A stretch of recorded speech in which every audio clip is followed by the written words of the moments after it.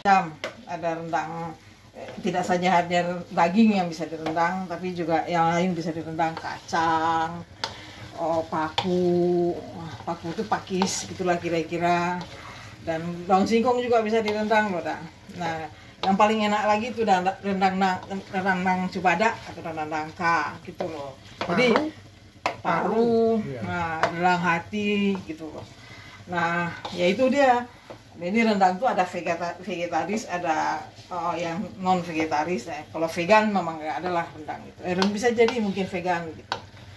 Ya, jadi ada vegetaris, ada vegan, ada apalah gitu. Dan, kalau ini dagingnya? Ya, kalau ini daging yang murah-murah saja kemarin. Ini daging apa yang dekat-dekat. Bukan daging kelapa ini, daging biasa yang 10 euro sekilo lah kira-kira. Tapi halal kan? Halal ini.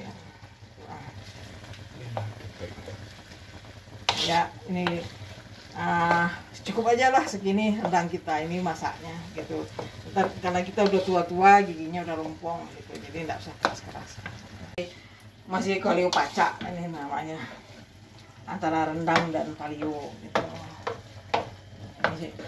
Ini mau dikeringin menjadi hitam gitu kan. Hitam banget sih enggak gitu. Ini karena kalau biasanya kalau rendang di rumah ya itu hitam. Nah, lebih enak lagi pakai kayu, sama dengan pizza Italia yang dibakar pakai batu dan kayu itu, kayak arang itu.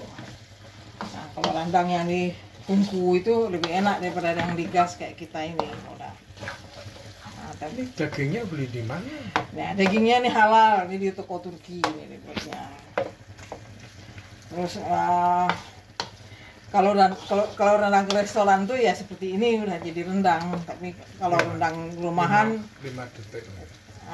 itu ini belum rendang namanya.